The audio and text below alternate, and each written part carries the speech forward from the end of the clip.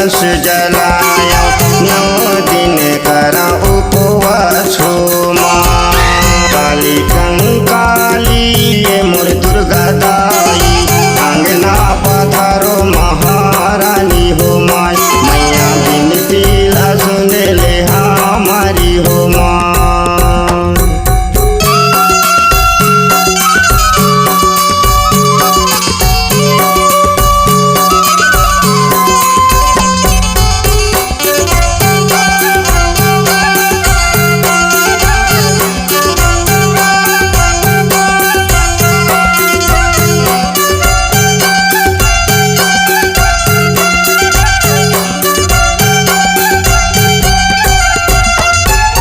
धोआ धोआ चमड़े संग बेले की पतिया तोला चढ़ाऊं ये मोरी मैया।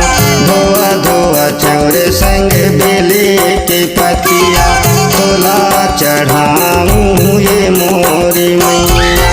काली कंकाली ये मोर दुर्गा दाई अंगना पधारो महारानी हो माँ।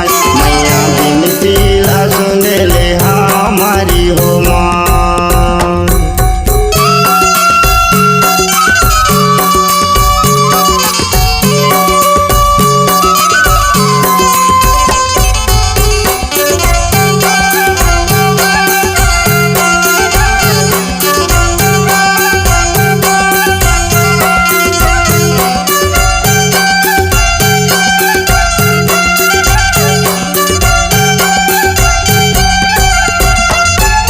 करबे मट्टा ते सिलवाली तहाँ बिराजे सारा तो बहानी संग संग संग आई।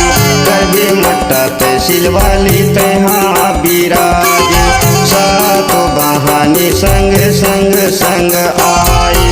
काली कंकाली ये मोर दुर्गा दाई अंगना पधारो महारानी हो माँ। मैया बिनती ला सुन ले हमारी हो माँ।